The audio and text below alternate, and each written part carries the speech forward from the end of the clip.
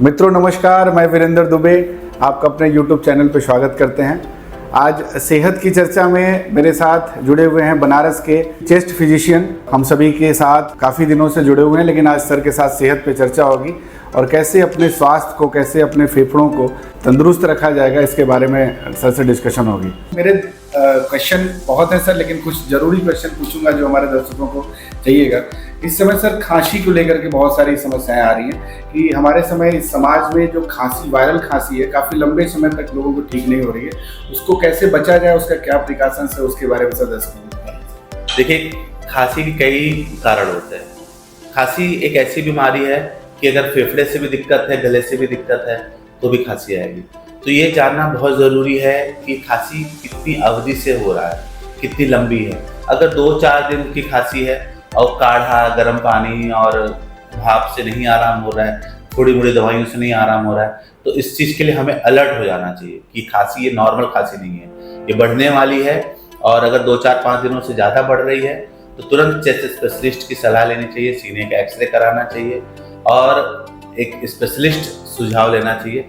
खास तौर से अगर प्रारंभिक रूप से देखा जाए तो अगर ये वायरल खांसी है तो आपको गर्म पानी का नमक का गरारा करना, गर्म पानी नमक से भाप लेना।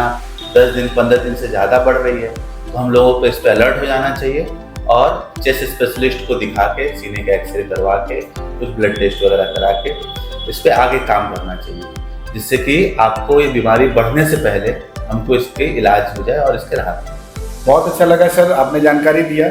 और एक और भी क्वेश्चन हमारे काफ़ी लोगों ने हमसे पूछा था कि सर से ज़रूर पूछिएगा कि इस ज़माने में, इस पोल्यूशन में फेफड़ों का संक्रमण, कैसे हमें पता चले कि फेफड़ों का संक्रमण है और उससे कैसे बचा जाए सर, इसके बारे में सर मैं जानना चाहूँगा। फेफड़ों का संक्रमण का मतलब कुछ भी, चाहे टीबी, निमोनिया, बलगम, फेफड़ों के सांस की नली में इन्फेक्शन, गले में इन्फेक्शन, ये सब गले से नीचे सारे तरीके के इन्फेक्शन को फेफड़ों का संक्रमण कहा जाता है।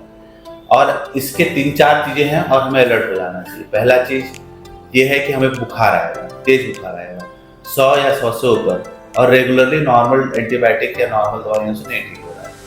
दूसरा, उसमें होता है कफ आता है, स्पुटम, बलगम निकलता है। वो बलगम जो होता है जनरली पीला होता है और अगर खास तौर से रात के समय बहुत ज़्यादा आएगा। उन लोगों में ज़्यादा ये दिक्कत होती है जिन लोगों में जो डायबिटिक है, खासतौर से बच्चों में, और जो वृद्ध उम्र के लोग होते हैं जिनकी इम्यूनिटी बहुत वीक होती है, उन लोगों में ये फेफड़ों का संक्रमण बहुत तेज पकड़ता है।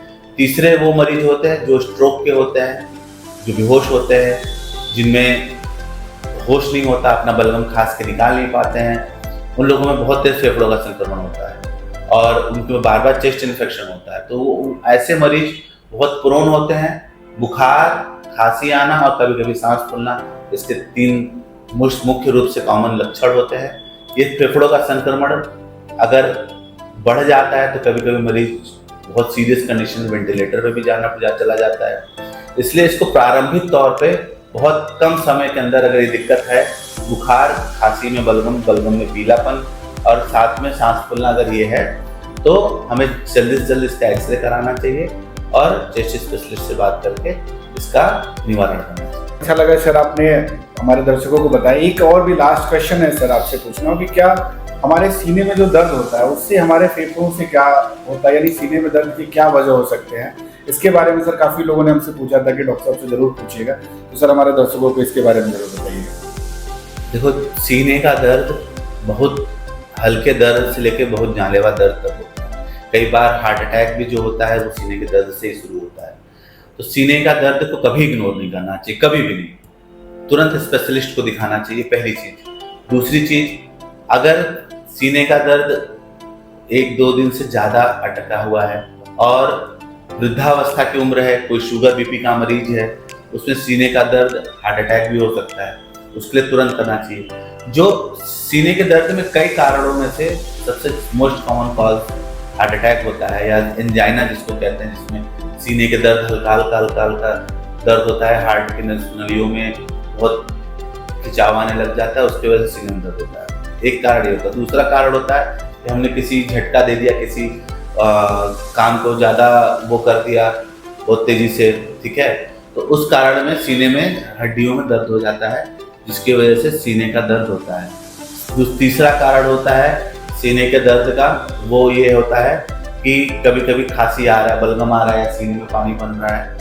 अब आगे और भी कई कारण होते हैं सीने में दर्द के, लेकिन अगर ये कुछ दिन से ज़्यादा खिंच जाता है तो हमें इसका अलर्ट हो जाना चाहिए और तुरंत हमें इसका एक्सरे ECG कराना चाहिए, दिल का अल्ट्रासाउंड इको कराना चाहिए, सब कराना चाहिए। सर का बहुत बहुत स्वागत, अभिनंदन फिर से करता हूं। आपने इतनी अच्छी जानकारी दी और कुछ दर्शक जो और भी ढेर सारी जानकारी चाहते हैं तो हमारे इस YouTube चैनल के माध्यम से या मेरे माध्यम से डॉक्टर साहब से जुड़ सकते हैं और हम बता सकते हैं कि डॉक्टर साहब कहाँ बैठते हैं क्लिनिक पे। इसमें सारे डिटेल्स मैं आपको दे दूंगा। और ये मेरा वीडियो अच्छा लगा हो तो आप सभी लाइक और सब्सक्राइब जरूर करिएगा। धन्यवाद।